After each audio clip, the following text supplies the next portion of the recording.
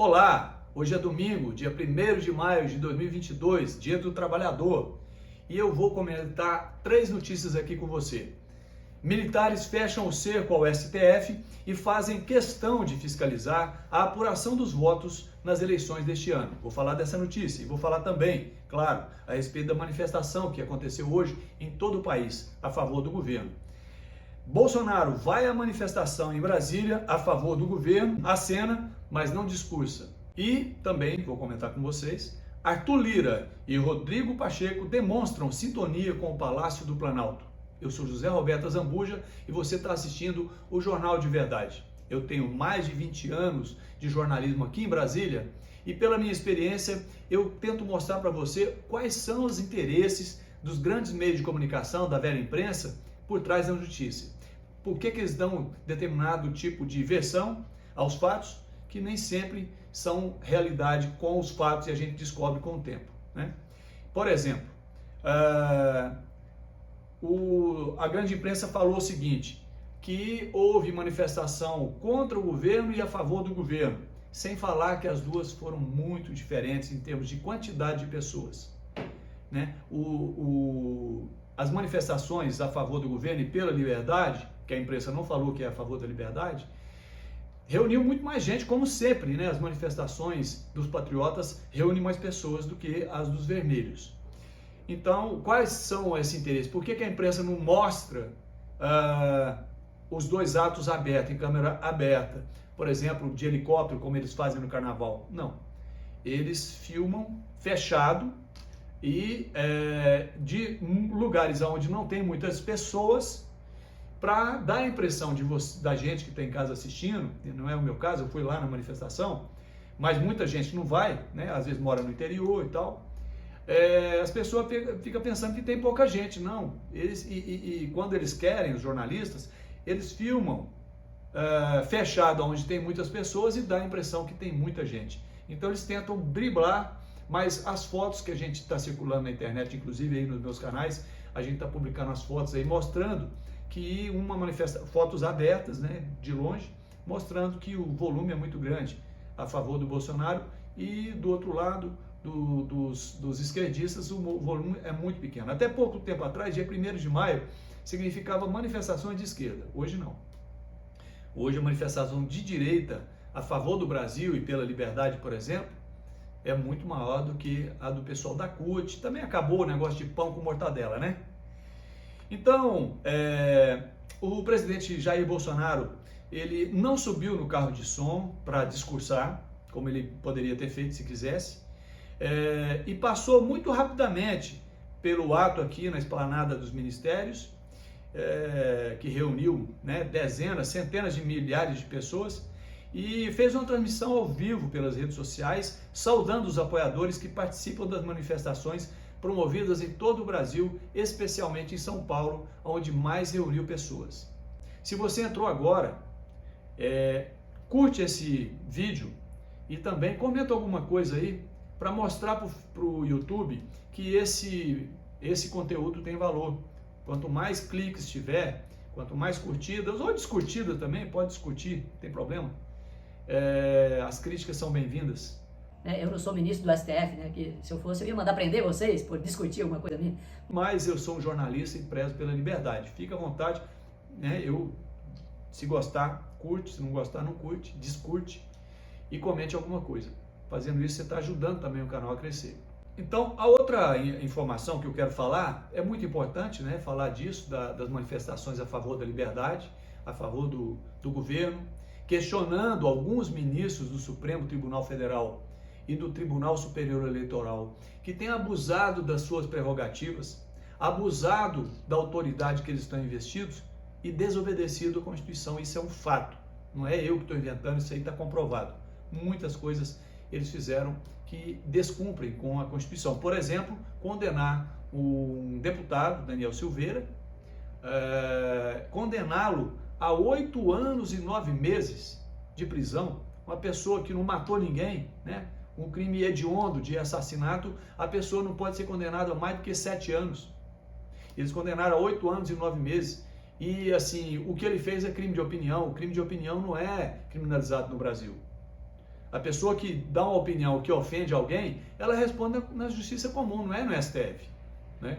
Então, isso aí eles já rasgaram a Constituição, como outras e outras coisas, né? E uma das coisas importantes que eu tenho que comentar com vocês é que o Arthur Lira, presidente da Câmara dos Deputados, e o senador Rodrigo Pacheco, presidente do Senado Federal, estão demonstrando estar em sintonia com o Palácio do Planalto. Por quê? Porque eles sempre ficavam em cima do muro quando tinha algum tipo de antagonismo entre o presidente Bolsonaro e alguns membros do Supremo. Nem todos os ministros fazem isso que eu estou falando, né? Não é uma instituição, não é uma crítica à instituição que eu estou fazendo.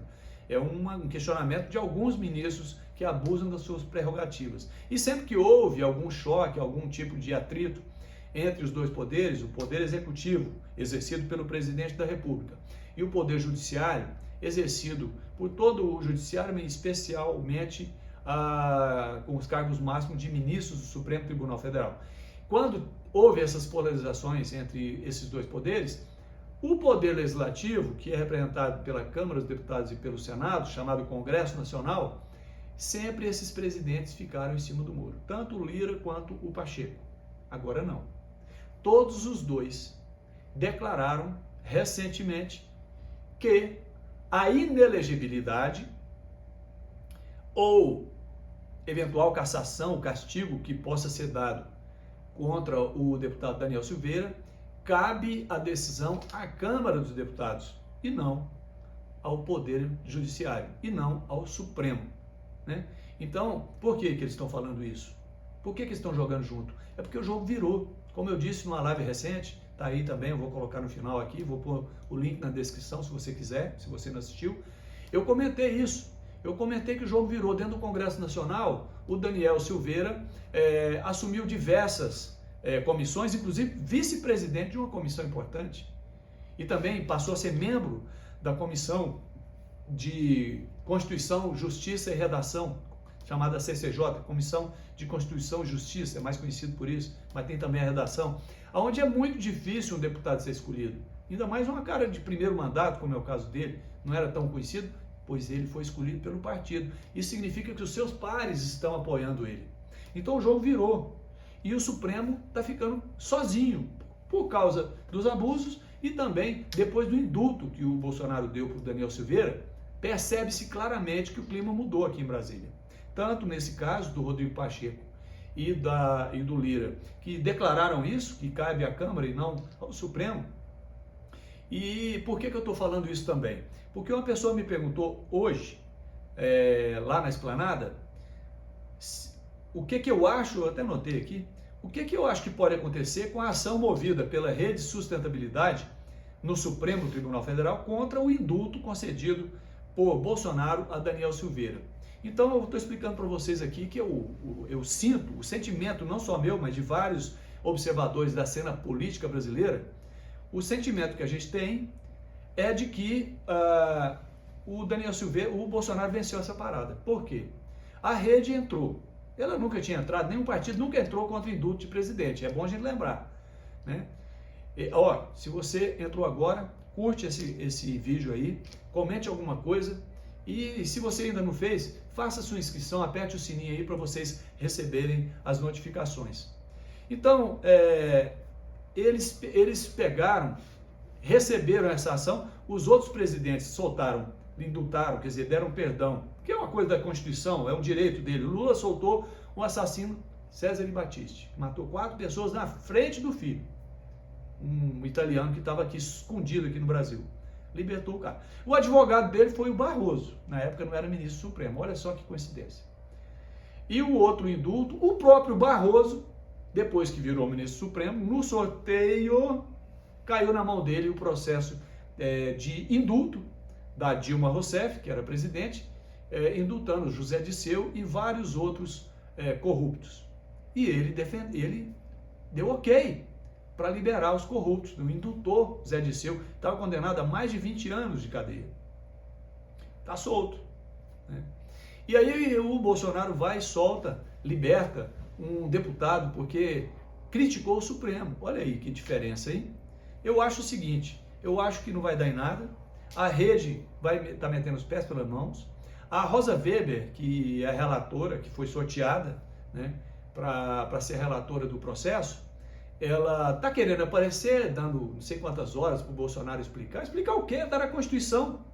É só ela ler a Constituição. Então, a Rosa Weber, que é aquela mulher que entregou a Constituição na mão do Bolsonaro, no dia da diplomação dele, tentando humilhar o presidente, falando que era para ele seguir a Constituição, ela deveria, era pôr as barbas de molho. Porque já pensou? Podia chegar no Bolsonaro a seguinte ideia: se ela fizer alguma coisa contra o indulto, como relatora, ele marcar uma audiência com ela sem falar o que ele quer, né? E chegar lá e tirar do paletó uma Constituição e falar para ela: estou entregando de volta porque está fazendo falta para a senhora. Já pensou se o Bolsonaro fizesse isso? Ia ser uma delícia, né? Então, gente, o que acontece?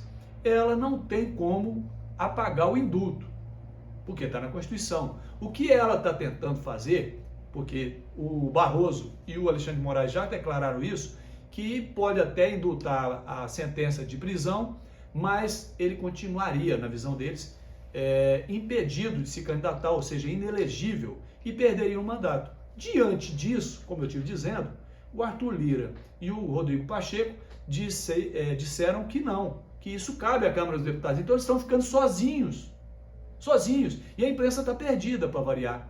Eles, no meu modo de entender, eles estão se enforcando com a própria corda. Deram corda demais para eles, os meios de comunicação deram corda, deram direito a eles fazer coisas inconstitucionais, passar por cima de decisões do presidente da República, que são atribuições do presidente da República, e foram abusando e ganhando espaço na mídia, porque falar mal do Bolsonaro dá espaço, entendeu?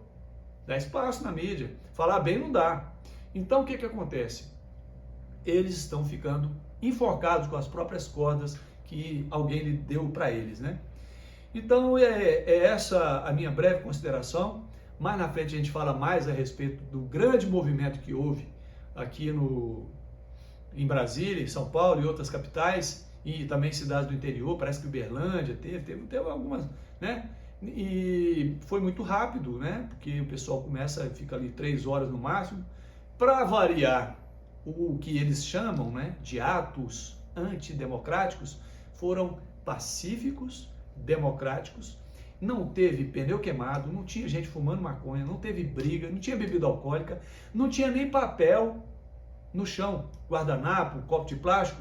Os patriotas recolheram tudo.